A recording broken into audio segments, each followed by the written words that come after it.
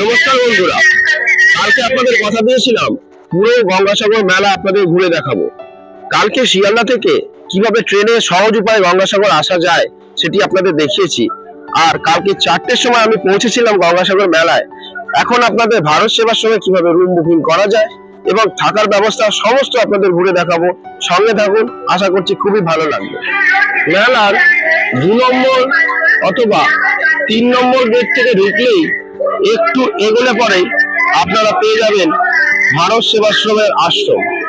এই হলো Bharat Sevashram Sangha main gate.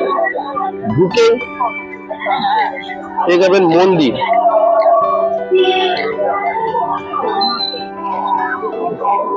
Bharat সেবাশ্রমে ঢোকার মুখেই দেখলাম বড় প্যান্ডেল করা রয়েছে। যেই মানুষেরা থাকার জায়গা পাবে না, পাকা ঘর বা হোগলার ঘর, তারা এইখানে থাকতে পারবেন। আর যে এই প্যান্ডেল করা রয়েছে তারপরেই দেখতে পেলাম ভারত সেবাশ্রমের মূল মন্দির। আমি এখন দাঁড়িয়ে আছি ভারত সেবাশ্রম আশ্রমের মন্দিরের মূল মন্দিরের কাছে। আর আপনাদের এই মন্দিরের ভিতরে যে ভারত সেবাশ্রম মন্দিরের ভিতরে যে মূর্তি রয়েছে আর এইখানকার যে গুরুদেবের মূর্তি রয়েছে সমস্যা আপনাদের দেখাবো। শুনুন, ভিতরটা দেখে আসা যাক, তারপর আপনাদের ভিতরে ঘরের ব্যবস্থা সুন্দরভাবে আপনাদের বলে দিচ্ছি।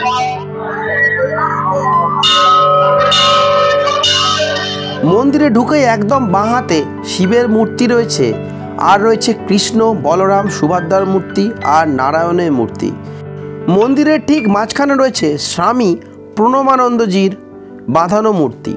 আর প্রত্যহ এইখানে পূজা করা হয়। এটি যে আমাদের ভারত সেবাশ্রম রয়েছে তার গুরুদেবের মূর্তি। তারপরেই ঠিক ডান দিকে রয়েছে গঙ্গাদেবীর মূর্তি এবং শিব পার্বতীর মূর্তি, দুর্গা মূর্তি। খুব সুন্দরভাবে সাজানো এই মূর্তিগুলি প্রত্যহ পূজা করা হয়।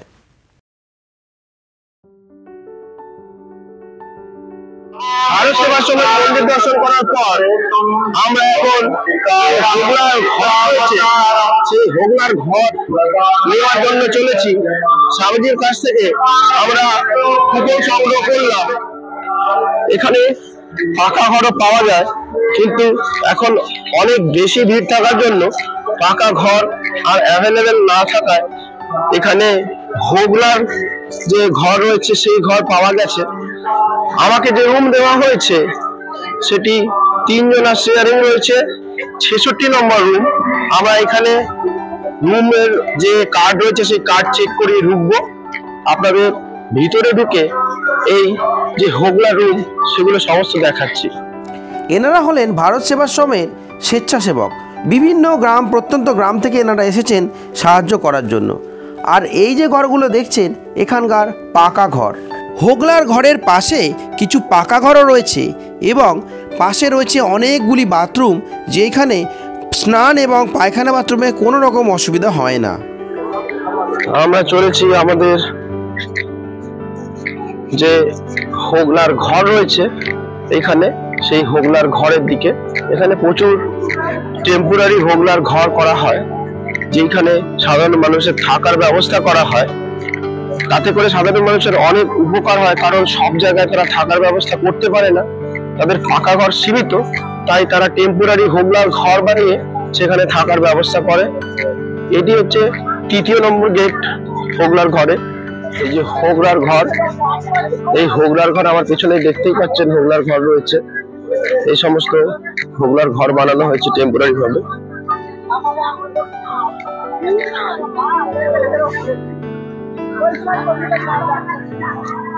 আমার ঠিক পিছনে রয়েছে। আমরা পৌঁছে গেছি আমাদের যে হোগলার ঘর রয়েছে সেইখানে। এই হোগলার ঘরগুলি 150 টাকা মাথা পিছু হিসেবে নেওয়া হয়। মোটামুটি 3 দিনের জন্য থাকার ব্যবস্থা থাকে, একটি লাইটের ব্যবস্থা থাকে, 2টি রুমের জন্য একটি লাইটের ব্যবস্থা থাকে, আর উপরে ছাউনি থাকে। নিচে হোগলা দিয়ে বিছানা করা রয়েছে, যেগুলি আপনাদের দেখাচ্ছি যে নিচে কিভাবে বিছানা করা রয়েছে ভিতরে ঢুকে একটি রুমে। পাকা ঘরে তো আমরা অনেকেই থেকেছি, কিন্তু এই হোগলার ঘরে থাকার মজা কিন্তু আলাদা। একটু ঠান্ডা লাগে, কিন্তু এই হোগলার ঘরে থাকার মজাই আলাদা, অন্যরকম একটা অনুভূতি। এক একজন রুমে 3 জন 4 জন করে শেয়ার করা যায়। আর আমাদের ঠিক এরকমই একটা 66 নম্বর রুম দেওয়া হয়েছে, যেখানে বিছানা করে নিতে হবে, করে নেওয়ার পরে আমরা থাকতে পারবো। এই হচ্ছে আমাদের 66 নম্বর রুম, যেইখানে আমরা প্লাস্টিক এবং বিছানার চাদর দিয়ে সুন্দরভাবে বিছানা করেছি, যাতে কোনো রকম অসুবিধা যাতে না হয়। খুব ঠান্ডা লাগলে উপরে একটু প্লাস্টিক এবং চাদর দিয়েও ঘিরে নিলে আর কোনো রকম অসুবিধা হবে না। তাই সেই রকম প্ল্যানিংয়েই আমরা রয়ে গেলাম বেশ সুন্দর পরিবেশে। এই ভারত সেবাশ্রমের অদ্ভুত সুন্দর পরিবেশ, একদম গ্রাম্য পরিবেশ। চারদিকটায় হোগলার ঘর করা রয়েছে এবং এরা বিভিন্ন চাষ করে থাকে এখানে, বেগুনের চাষ, ফুলের চাষ, বিভিন্ন, দেখুন আমার পিছন দিকে চাষ করে রেখেছে, অনেক রকম চাষ। এরা এখান থেকে সবজি উৎপাদন করে রান্না বান্না করে সারা বছর। ধানের চাষও কিছু কিছু সময় করে থাকে, আর সেই ধান জমিগুলোতেই ব্যবহার করে হোগলার যে ঘরের জন্য। আর গ্রাম থেকে অনেক ভলেন্টিয়ার্সরা এসেছেন এখানে যে এই কর্মকাণ্ডে যোগ দিতে, এই কর্মকাণ্ডে যোগ দেওয়ার জন্য তারা এসেছেন এবং সাহায্য করতে এসেছেন। এখানে রয়েছে খাবারের চটি আর লাইন, যেখান থেকে লাইন দিয়ে লুচি, খিচুড়ি, জিলিপি, চা, সমস্ত খাবার এখানে পাওয়া যাবে। বসে খাওয়ার ব্যবস্থাও রয়েছে। এই দেখুন চটিগুলি, সমস্ত চটি রয়েছে, যে চটিতে মানুষেরা খাবার জন্য লাইন দিয়েছেন এবং এখানে সমস্ত খাবার পরিবেশন করা হচ্ছে। কিছু কিছু জায়গায় বসে খাওয়ার ব্যবস্থা রয়েছে, আর কিছু কিছু জায়গায় হাতে করে চা থেকে শুরু করে লুচি, অমৃতি, আলুর দম, খিচুড়ি, পায়েস সমস্ত কিছু পরিবেশন করা চলছে। এখানে এখন পরিবেশন করা হচ্ছে, এই যে লাইন দেখছেন, এইখানে লুচি, আলুর দম এবং সুজি পরিবেশন করা হচ্ছে, যেইগুলো কলকাতা থেকে বিভিন্ন যে মারোয়াড়ি সংস্থা তারা এসে এইখানে সেবা দান করে সমস্ত পুণ্যার্থীদের জন্য। খাবারের লাইনে দাঁড়িয়ে এইখানে যে খাবার দেওয়ার ব্যবস্থা রয়েছে, ধীরে ধীরে এগিয়ে চলেছি 5 জন করে। পিছনে লাইন দেখুন, অনেক লোক হলেও 5-10 মিনিটের বেশি কিন্তু কোনো লাইনেই দাঁড়াতে হয় না, খুব সুন্দরভাবে খাবার পাওয়া যায়। এই দেখুন কিছু অদ্ভুত লম্বা লম্বা গাছের মতো রণপা পড়ে মানুষেরা ঘুরে বেড়াচ্ছে কিছু সচেতনতা বাড়ানোর জন্য। ময়লা ফেলবেন না অথবা পরিবেশকে পরিষ্কার রাখুন, এরকম কিছু মেসেজ সমস্ত মানুষের কাছে এরা প্রদান করে চলেছে এরকম কিছু রেপ্লিকার মাধ্যমে। হরেক রকম জাতি, হরেক রকম মানুষ, কে যে কি করছে তা আলাদা করে বলা খুবই শক্ত। আমরা চুপচাপ শুধু দেখতে থাকলাম। আর বিভিন্ন নিউজের চ্যানেলগুলো এখানে চলে এসেছে, যারা নিউজ কভার করে আমাদের সাধারণ মানুষদের এই খবরগুলোকে পাঠিয়েছে। এটি বজরং পরিষদ নামে পরিচিত। কেউ হারিয়ে গেলে এইখানে থাকে এবং এখান থেকে তাদের যে আত্মীয় স্বজনকে যোগাযোগ করে ব্যবস্থা করা হয়। এটি হচ্ছে যে কোস্ট গার্ডরা এখানে এসেছে সমস্ত মানুষকে সাহায্য করার জন্য, তাদের থাকার ব্যবস্থা। এরকম পুলিশদেরও থাকার ব্যবস্থা রয়েছে এই হোগলার ঘরে, বিভিন্ন জায়গায় এরকম সুন্দরভাবে হোগলার ঘর বানিয়ে। আর আমরা ধীরে ধীরে চলে এলাম সমুদ্রের ধারে, যেইখানে অ্যাকচুয়ালি কালকে স্নান হবে, আর সেই জায়গাও একবার ঘুরে দেখতে আমরা চলে এলাম। যারা যোগে স্নান করতে পারবে না তারা আগে থেকেও স্নান করার জন্য নেমে পড়েছে। এই সেই পুণ্যতীর্থ গঙ্গাসাগর ঘাট, যেখানে কালকে যোগ শুরু হবে সকাল 8টার পর থেকে। দিনের আজকে রাত বাংলার রাত 2:15 থেকে যোগ শুরু হয়ে যাবে, আর কালকে সকালে 6টা থেকে 12টা পর্যন্ত যোগ থাকবে। সেইটা যোগ থাকবে পূর্ণ যোগ, সেখানে স্নান করবে সবাই, আর স্নান করে তাদের পুণ্য অর্জন করবে। এখন থেকে পুণ্যার্থীদের ঢল এখানে রয়েছে, যারা অলরেডি স্নান করতে চলে এসেছে। আর আমি আপনাদের জন্য ঘাটটা একবার ঘুরে দেখাতে চলে এসেছি। কালকে স্নানের ভিডিও অবশ্যই দেখাবো আপনাদের। স্নান করার পর পুণ্যার্থীরা এই যে এইখানে ভিক্ষুক সাধুরা রয়েছে তাদেরকে দান করবেন, এবং তাদের দানেই হবে এদের কিছু অর্থ উপার্জন এবং এদের কিছু অর্থ সংস্থান। এই আশায় এরাও এখানে বসে পড়েছে। কিছু স্টলও রয়েছে, শঙ্খ, বিভিন্ন রকমের সুন্দর সুন্দর জিনিস। ঘুরতে ঘুরতে খিদে পেয়ে যাওয়ার জন্য আমরা চলে এলাম ভারত সেবাশ্রম সঙ্গে দুপুরের খাবার খাওয়ার জন্য। অন্য সময় এখানে 20 টাকার বিনিময়ে টোকেন নিয়ে খাবার পরিবেশন করা হয়। ভাত, ডাল, সবজি, চাটনি, বিভিন্ন জিনিস এখানে পরিবেশন করা হয়। কিন্তু এই গঙ্গাসাগরের মেলার জন্য এখানে কিন্তু 2 দিনের জন্য কোনো রকম টোকেন নেই, ফ্রিতেই খাওয়ানো হচ্ছে। আর রান্নাঘরে চলেছে বিশাল আয়োজন, যেখানে রান্না হয়ে চলেছে বড় বড় কড়াইতে। আর এখানকার স্বেচ্ছাসেবকরা সেই কাজে অংশগ্রহণ করেছে এবং মানুষকে পরিষেবা দেওয়ার জন্য এইখানে অনেক স্বেচ্ছাসেবকরা জড়ো হয়েছে, যারা আমাদের পরিবেশন করছে। আমরাও বসে পড়লাম একে একে। আজকের মেনু ছিল খিচুড়ি, সবজি। এগুলি আমরা প্রাণ ভরে খেলাম এবং আমাদের মন ভরে গেল। এই ভোগের প্রসাদ সবসময় সবার কপালে থাকে না। আমরা কিন্তু ঠিক সময় পৌঁছানোর জন্য এই ভোগের প্রসাদ পেয়ে গেলাম দুপুরবেলা, যা এই ভারত সেবাশ্রম আমাদের প্রদান করলো।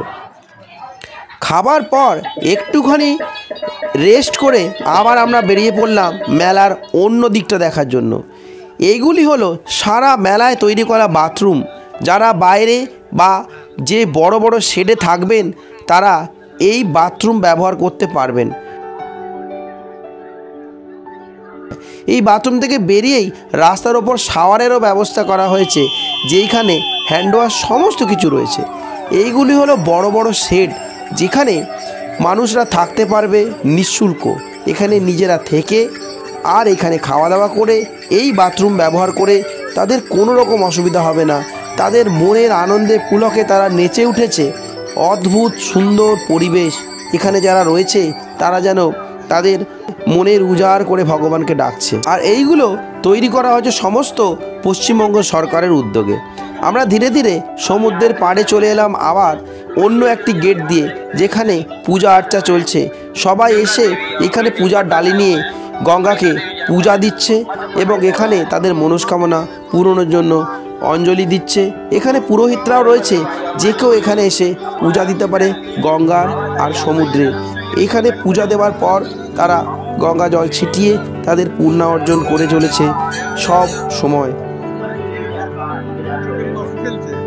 আর এখানে চলছিল সমুদ্র আরতি। তাই এই সমুদ্র আরতির জন্য প্রচুর লোক জমা হয়েছিল, হাজারে হাজারে। আমরা ভিতর দিকে ঢুকিনি, তার কারণ ভিতরে ঢুকলে আর একটু বেরোনোটা বড্ড শক্ত। তাই আমরা বাইরে থেকেই কিছুটা আপনাদের দেখানোর চেষ্টা করলাম। আর এই রাস্তা সোজা চলে গেছে মন্দিরের দিকে। আমরা এখন ধীরে ধীরে মন্দিরের দিকে যাব। ধীরে ধীরে আমরা মেন মন্দিরের দিকে এগিয়ে চলেছি। বলেছিলাম সন্ধ্যাবেলা মন্দিরের দিকে যাব, কারণ তখন মন্দিরের লাইট জ্বলে উঠবে আর সেজে উঠবে।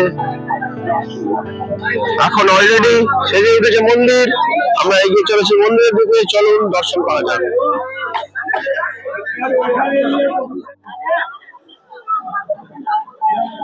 এই হচ্ছে মূল মন্দির, আলোতে ঝলমল করছে। আমার পিছনেই রয়েছে কপিল মুনির আশ্রম, আর এইটাই হচ্ছে কপিল মুনির মেন মন্দির। আর এই মন্দির জুড়েই হয় এই মেলা। এই মন্দিরকে কেন্দ্র করেই ধীরে ধীরে আমরা সামনের দিকে এগিয়ে যাব। এখানে অনেক কিউ রয়েছে, কিউ ধরে ধরে এগোতে হয়। অনেকগুলো কিউ, যাতে ভিড় এড়ানো যায় তাই জন্য অনেকগুলো কিউ এর মাধ্যমে মানুষজন ঢুকছে।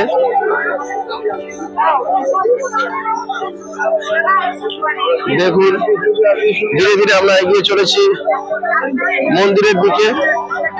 আর মন্দিরে আমরা কপিল মুনি দর্শন করব। মন্দিরের পাশেই রয়েছে পুজোর ডালি নেওয়ার ব্যবস্থা।